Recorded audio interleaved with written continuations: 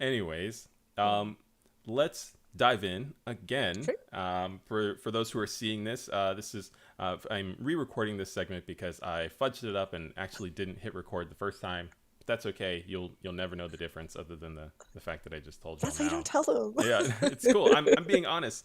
No, I said that on TikTok as well. I made a little short highlighting all the different mess ups that I've made, getting things to start, and sort of saying, hey, we're mastering our mistakes. We are inching our way to that perfection. I turned it around and made it valuable for the platform as one would Nice. one would do. um, but I would love it if you would again care to share your name and how you intersect with the games industry. Yeah, so Tanzi, Meagan Nasikusun, Apatwakosisan, Hamilton, Ontario, Nutchin. Hi, my name is Meagan Byrne, and I am Apatwakosisan, which is federally recognized in Canada as Métis of the Métis Nation of Ontario. And I live and work in Hamilton, Ontario as a game designer, though specifically I call myself a narrative mechanics designer. Ooh, okay, cool. Yeah. What is a day in the life as a narrative mechanics designer? Because I think as so many of us have sort of bespoke roles, I think the value in understanding like how those things intersect together would be really cool. Yeah. So it depends. Obviously, like I think that's the thing. Everyone says that in game design. Depends. But for me, the reason my role I called it that is mostly what I've noticed as I started working in the industry is that there are these kind of like silos people get put into based on what technical task are you doing. Hmm. And we hear a lot of complaints about, oh, that dialogue seems forced, or that mechanic does not, ludonarrative dissidence. Hear it all the Yeah. time, right? Hmm. That was the big buzzword of like, I think 2025 or 2015. You almost said Um, 2025. Did you? I Did you? almost said 2025. I am in the future.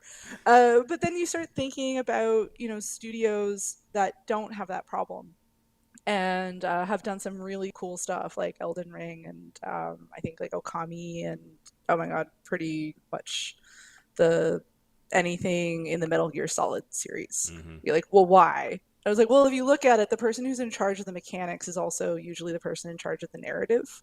Hmm. And so I was like, there really should be a role like that should be kind of honored as a role that somebody who understands the mechanics, not necessarily is the only one designing them, but should probably have a strong hand in what they're being crafted as, should also be the person who has a strong hand in the crafting of the dialogue and the narrative and all that kind of world building. And so I was like, that's what I'm going to do. Yeah. That's what I did with For Hill Agency. And that's kind of what I do. So like I'm kind of in the process now of working on other projects. And while I'm not necessarily the person who has the hand in designing the mechanics, I'm coming in early enough that I'm getting those tool sets and then giving feedback on, hey, you guys, you said you wanted this kind of experience, but your mechanics are saying this. Hmm. So we're gonna have to either massage those, or we're gonna have to like change what it is that you want to say. Yeah. And then there's like a whole bunch of stuff within that you can do. So that's kind of my role, is having like a lot of meetings, a lot of listening, a lot of like messing around. And I think the one thing about it that I've started to come to learn is, if you're working with people who are constantly questioning every question or suggestion that you have, that's a bad setup. Right. Because I think the one thing I've learned is that, especially if you're like a narrative designer, um, your your team and especially the leads that are kind of responsible for the other big pillars need to trust that you know what you're doing, and Absolutely. they need to get excited about what you're doing. And I think sometimes too often we get into these like loops where we're like, well, I just have to like be perfect in Right. how I explain things. And I was like, there is absolute value in making sure that you're like really getting things across, So you don't want something where somebody trusts you, like, yeah, yeah, sure, whatever, and they never push back on anything. At the same time, you don't want to be in situations where, like, every time you bring up something, it's being questioned, Uh-huh. or they're like, well, I don't. I think the thing I hate the most, and this has only happened a few times, is like, well, like, I don't see it, but I guess I'll trust you to do it. I was Uh, like, I don't want to be here. yeah, no, that's not the way to do it. That's performative. Yeah, right.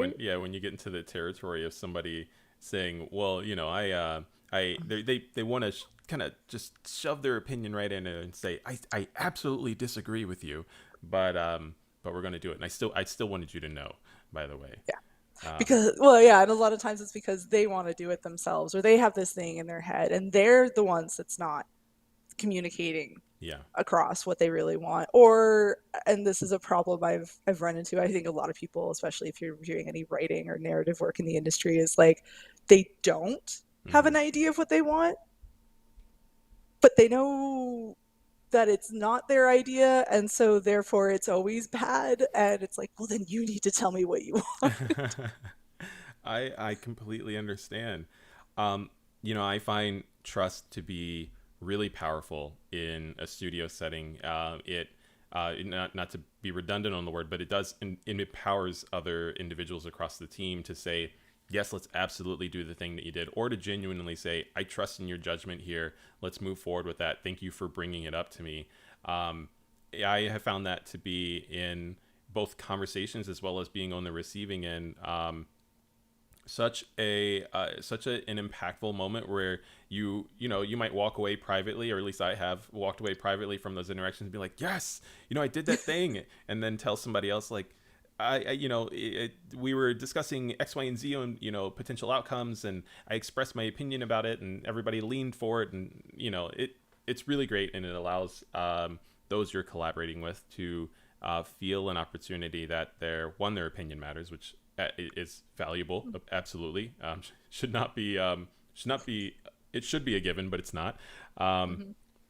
and the investment that they place into the project, I think it just brings everybody up that you're all air jump, high five, freeze frame, and and that's game development. We're just jumping high fives um, all of the time. But uh, I would Never love to know. stops. I'm It so never stops. tired. Every decision just My our hands are sore. our I was gonna say our calves are huge, and yeah, and our hands are sore. Um, I would. New game dev slogan. It's absolutely. Um, okay. Camaraderie aside, these moments do come with challenges, and I would love to know, what have been some of the most challenging moments, either in your career as you'll have to correct me on the full role again, a narrative mechanics designer. Mhm. Oh, excellent. Okay. In arriving to that role, what have been some of the challenges? Maybe in some of the ways that you culminated to that profession, or any other aspects that you would care to relate or convey. Sorry. Uh, yeah, I mean, like, so I actually didn't get started doing that. I got started doing gamification specialization. Yeah. And so my job for a while was to do a lot of research reports, a lot.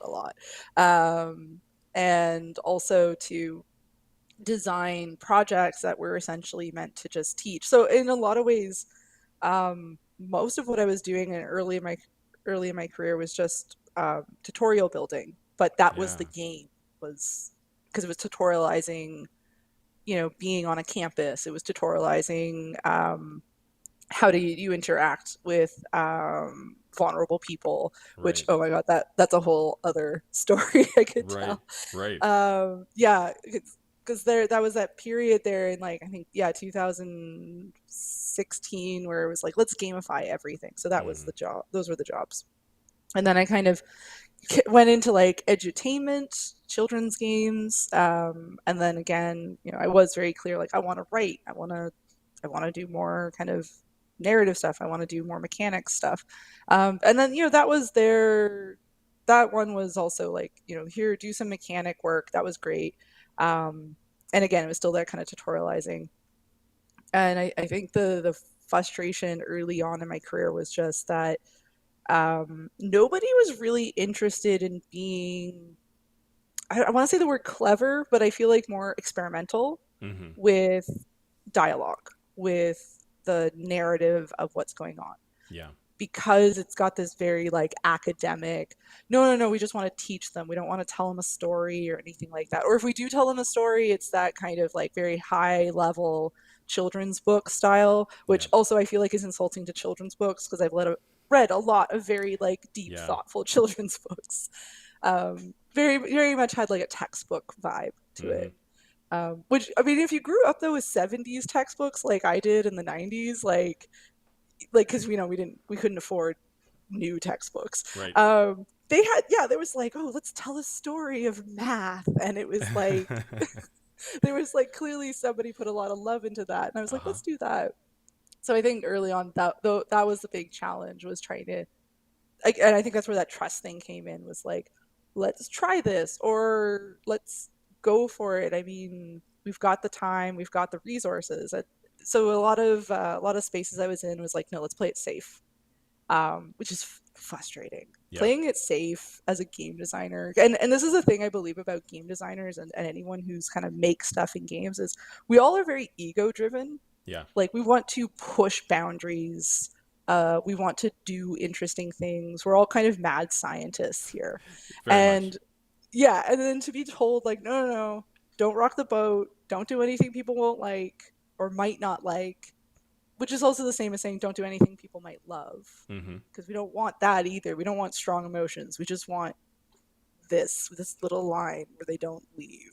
Right. Right. Yeah, and I was like, that's boring. So that was a huge challenge, was like, how am I going to get out of this? And also coming into the industry right out of school in 2017 was like, a lot of layoffs. And so the fact that I could get work at all was really impressive. But I was like, I'm too old. I'm like, I've been running around doing a whole bunch of different like careers. This was sort of like the big one that I really like. Yes, this is going to be it. This is what I'm going to do for the next 25 years. And I just felt like the opportunities to do the kind of work that I wanted was not there. Uh-huh. So I was like, because again, very ego driven. I was like, I'm going to do it myself. I'm just going to start a game studio. How hard could it be? I remember that feeling. What's the worst that could happen?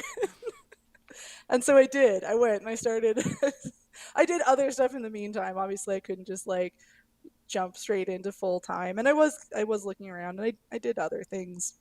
And that was a ride. That was basically, I technically started my studio in 2016 while I was still in college, as a sort of like, yeah, maybe one day I'll make something. Yeah. Or, I was working with another artist, so I thought it would make more sense if we were a company rather than two individuals, Yeah. because then that would mean later on we could get more funding and stuff like that. Um, so yeah, the company itself has been around since 2016, but it was that kind of like, kids first, babies Yeah. first, sole proprietorship. 100%.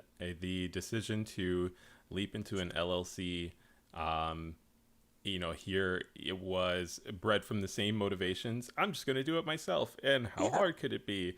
Then quickly going, oh, it's kind of expensive. it's so And, expensive. all of that coming off of like one, full-time paycheck. And then we too, we went the arc of continuing to produce the game, but the actual function of a studio was not servicing the production of a game for many years. Until later on, where it's like, okay, now I'm glad that I have this. There were some really pleasant yarn balls to tug on in the conversation that you provided. And one that I really latched onto is what it sounds like, an opportunity now to be able to create games authentically in the way that you want to. And I think that relates to the game that y'all most recently had put out, which I would love to hear more about how you're getting to tell stories that you care about with your latest title. Yeah, so like Hill Agency oh my gosh, came out in March, end of March, last day of March at noon, which was hilarious because we told all our friends not to advertise it on the Saturday, which is April 1st, but they all Yeah. did. And they definitely got a lot of like, man, I wish this was real. Like it is. Go buy it. Yeah, so so I've been working on actually what originated Hill Agency was actually a kind of detective slash dating sim visual novel that I did Hmm. as part of a game jam with the artist I was working with at that point.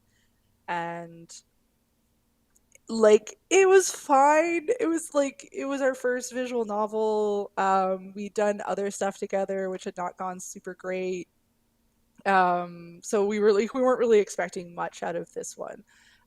Mostly what we got is like, oh, that looks nice. But this one kind of blew up. We showed it at Imaginative, which is one of the larger Indigenous media festivals. It happens in Toronto in October every year. And it just, people were like, wow, this is really great. And we're like, oh, maybe we've got something here. Let's try to like make this a real game. Yeah. So that was 2017. And it was like not happening. Like it just every time we tried to get funding, we tried to get support, it was just like nope. We kept bringing on people, and of course, because like we have no money, we're like, let's be very conscientious of like how we're using people, and Hmm. that they feel like they're not being taken advantage of, which also meant like we had a lot of turnover because it was really hard to find somebody else because we needed help with the programming who was kind Yeah. of as invested in the project as like a writer, mechanic designer, and a artist. Um, and so I was taking on some of the dev work and it was not going well. Um, and so we were like, okay, if we really want to make this work, we're going to have to get like real money. Hmm. So that was kind of the path that we took.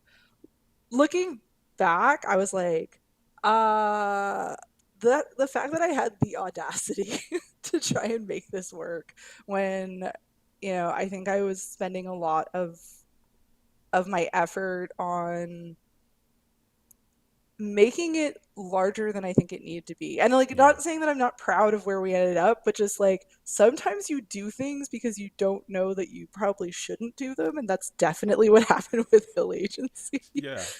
Like I would have told my younger self, I'm like, you don't have to make it this big, flashy, professional thing. You can start smaller. And younger me was like, no, no, it's got to be like super high quality and like traps that even like I found my peers fall into a lot. I think the one thing though that kind of kept us going was the fact that I was like, we're not going to crunch. Hmm. I mean, not that I did, no, I did crunch a little, but I think pretty much everyone except for like me and two programmers did Hmm. not crunch. But that was kind of the big thing. We also were really big on, we want people who want to be here. So if you don't Yeah. want to be here, please leave.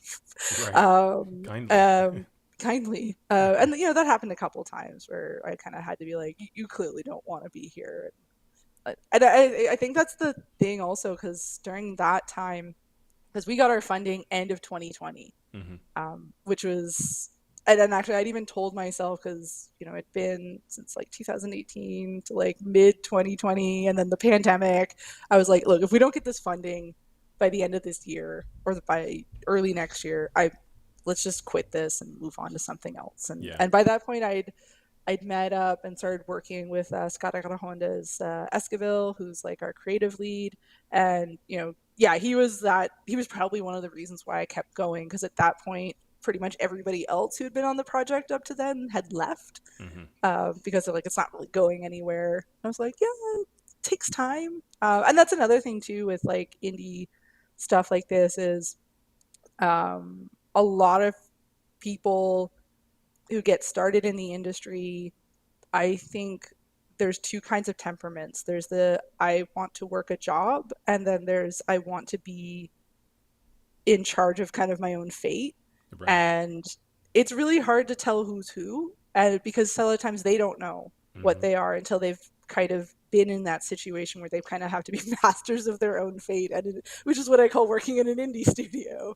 Yes. Um, and they're like, oh, I don't like this, and so like there was a lot of that, and that's disheartening, I think, when especially when you get to the point where like you look around, you're the only one, and you're like, maybe this isn't a good idea. Again, ego kept going, but I did give myself that deadline of Yeah.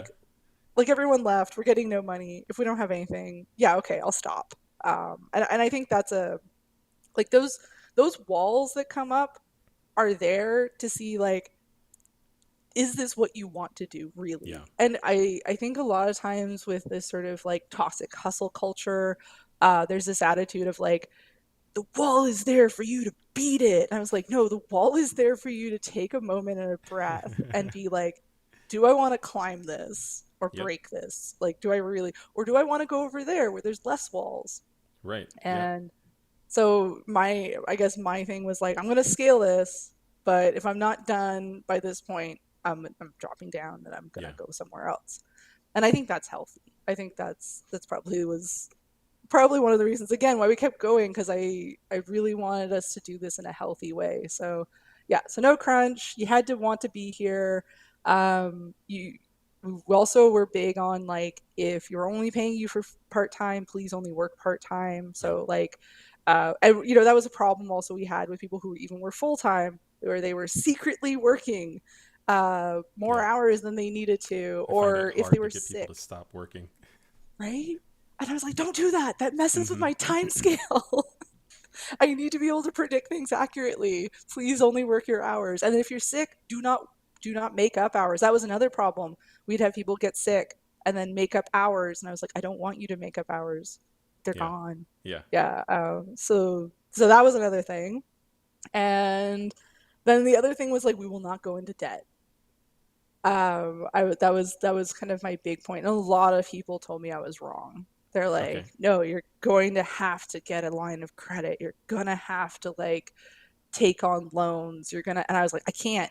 Right. I don't have the kind of uh, if this goes sideways, I don't have a safety net. Right. And a lot of us in the company don't have those kinds of safety nets. Now I'm the one taking on the risk, or I guess the company's taking on the risk. But I was like, I also was like, I don't want to go into debt for our first game. Right. That just feels, that did to me, that felt more foolish than refusing to take loans. Right. Right. Um, because I'm like, if we can't do it with the kind of very generous funding we were getting, then like, maybe we just like can't make this. Yeah. Yeah. And so I was like, we'll finish something. And I think that's the important thing. And I think we can finish it without going into debt. And yes, we did manage to do that. I did get a family loan, which is like way more forgiving than a bank loan. Right. Right. Literally got told that if I don't pay it back, that's just my inheritance. I was like, no, it's so small. I understand. Um, of what you shared, I was hearing some moments where you mentioned having the validation of other team members or the support of other team members who had joined, and words insofar of, were it not for them being here, it would have not got as far as it did. And having the support of other team members, we were touching on it earlier that we're all kind of coming up together. We're all trying to validate each other and be authentic in creating the projects that we do. Um, those are so impactful, and I wonder if there are other moments in the development of this project or your studio where you have also had immense joy in just bringing either the creative vision to life or elements relating to its production. Yeah, I mean, okay, so I have two. I know I told you the Yeah. one last time, but Yeah. like, and Yeah. I'll Yeah. tell you that one again. Um, but I think uh, one of the more quiet joy moments I had was I think it was literally just like, I think me and Sade, um, and we were just going through the plot because we had gotten the money. So we're like, okay, I guess we're gonna have to make this actually happen now. So let's go through. I had created this book of canon. We had the plot line, but I was like, let's just go through it again. And it was just really nice having somebody there validate these ideas, because Hmm. for a really long time, I really hadn't had very many people on the team that were also Indigenous. Yeah. So a lot of times it was like, well, what do you think? And I don't know that, but like Hade, Sade, like so I'm Niue Cree, Swampy Cree. That's where my family comes from, in terms of nation, which is under like the Anishinaabe um, umbrella, and uh, Sade is Haudenosaunee or Hode, which is also under the Anishinaabe umbrella. So Hmm. while we're two different nations and our cultures are different, we kind of there's a lot of, I guess, basic stuff that we share in common. Hmm. So having him there, just validating that, but also offering suggestion and then even pushing me further. He's like, yeah, let's go a little harder with this, or like let's go a little bit weirder. Or I Yeah. had this idea floating around forever that I wanted to try, but I was like, it could get touchy. Hmm. He's like, let's just do it. Like, what's the worst thing that's gonna happen? Yeah. And I was like, I don't know, somebody will be upset. He's like, yeah, but you're not doing anything disrespectful. Right. So Right. let's just go for it. And that, yeah, that ended up in the final game. And I was like, I think it worked. I think it made the story stronger. I really liked that we went that direction. So that for me was like a really nice quiet joy moment. The more loud joy was, so Sade is the one who did all the character designs, and we had this one character, Wob, who's Hill's best friend since childhood, and I was like, he has to be really hot. I don't care how. He just like, it's just the requirement. I don't know why. I just, there needs to be, Hill's the old man, and Wob is the hotness, and that's their dynamic, and that's been their dynamic the whole These are time. He's the like, only two paradigms. this is the two genders, old man and hotness. So I was like, I don't know how you make that work, but let's just go for it. And he did this up, and I was like, damn, he's nice. And then we had to send it out to get the models, because we're doing 3D. We did 3D for the whole game, and we were working with a very talented Indigenous 3D character modeler, Maritzia Lewis, who is responsible for Spider Noir. She modeled that character. Oh, that's amazing. Yeah, so Wow. we were really excited to work with her. So she sent it back, and like it's a friend. I was like, wow, that looks really good. And she's like, here are the other files. I was like, what do I need? And it was like a full 360 with a close up on his butt. Because it was just this like perfect swimmer's bubble. And I was just like, oh my god. And like I was like, okay, don't be weird, don't be weird. Rest of the staff, like you're a moral compass. Everybody else in the chat was going nuts. They were like, oh my god, this is amazing, greatest thing ever. I was like, oh no. Peach emojis are just flying. Yeah, basically. Even Sade was like, damn, that's good. I was like, all right, okay. Clearly I am the moral compass. That's a beautiful moment. It Uh, was. I think in the last part of it that you shared with me is something that only you Oh, and the right. team members get to experience that, right? Right, because you can only see him from the waist up Yeah. behind the bar. You can kind of see a little from the side, but no. So yeah, it really only anyone's gonna see it if they like camera break it. Right. Yeah. So we know that this character is secretly cheeked behind the counter, and it's an Easter egg for players who approach the title. Yeah, yeah. That is amazing. Um, I want to thank you again, tenfold, for sharing your story with me and doing it over because of the fact that I messed up on the record button, that of which is not fudged this time. But I've had twice, if not more, the amount of joy getting to hear the story again and talk to you again, and not only relive some of these moments, but just have that camaraderie to start off the day. And so I just really immensely appreciate it. And yeah, I'm going to play the game knowing that there are cheeks behind the counter. So I'm gonna tell everybody who's sitting next to me, like, hey. Do you So know? uh, so I shared this earlier, but we now have a name for the show.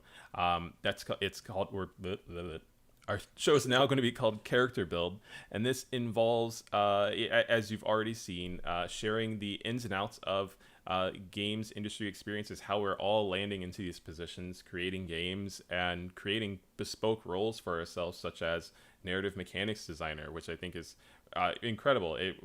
We're doing similar things at my studio, trying to figure out what makes sense for us. And you often find that going to other studios and saying, well, what did you do? They're like, no, you just got to do what works for yourself, and then you spiral and then you figure it out. um, Yep. but on par with the name of the show, I think exiting this would be really fun to sort of have a little character build exercise. And what I'm thinking is the quickest, and I mean the quickest one shot D&D scenario, where I think I'm going to set up a scene with the hopes that you will be able to develop a character who can interact with that scene in one bit of dialogue. And I think you might be a little bit more of an expert at this than I, as a narrative designer. This is not this is not my wheelhouse. Okay, so let's say the setting is this is the first time I'm doing this, so let's go classic D&D tavern. Uh, so you have just entered a D&D tavern. Who are you? I am Nicola the Bold, Ooh. and I am none of those things. I am actually a oh man, what are the shape shifting characters? The Tieflings, or am I confusing? Oh Uh, man, see, this is why we should have done this ahead of time. we But should. like, yeah, I'm so such a I'm more. Vampire the Masquerade player. Like I haven't touched D&D Oh, since that's my 3.5. boyfriend. Oh my god. Yes, I am a giant secret coward Okay. that is a shapeshifter who is here to get back property from my friends who have forced me to do this because I lost a bet. So I come in looking like the biggest, baddest WWE female wrestler you've ever seen. And I realized halfway through coming in that I did not know how to change my voice, so I'm only going to answer in grunts. Oh, excellent, excellent. I don't know. Should we? I feel like that's an excellent. Not only is it an excellent spot to stop, but it could be carried forward with one more interaction. I feel as though like um, a giant shape shifting figure steps into the tavern, and little do the patrons know that they will not be responding to any of their conversations with any more than a. And so, somebody approaches you. Would you like a drink? Mm. Okay. Well, please have a seat wherever you like. We have many. Would you prefer sitting or standing tables?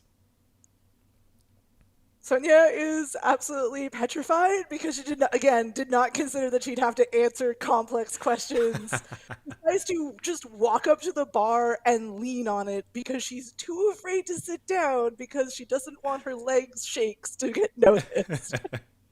The person who greeted you just kind of looks as you walk past them and situate yourself at the bar, and they say, oh, "Okay, I guess that works," and we'll leave it there.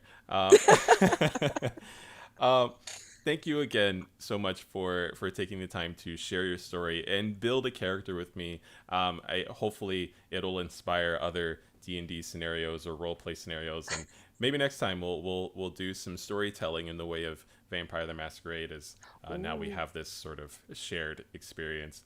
Um, Before you go, where can people find you, and where can people keep up with either your current game or anything else to come through in the future? Yeah, so we're on Steam and itch.io under Achimo Games or Achimostawinan Games. You can find us, as long as it still exists, on Twitter at Achimo Games, and Right. you can find us on Instagram at Achimo_games. And right now, I would say if you want to kind of keep up with things, Steam and itch are probably the best way. We do updates there. We are trying to make the sort of community page work. But yeah, like Well, also, if we ever do any other projects, you'll find out about them there. Wonderful.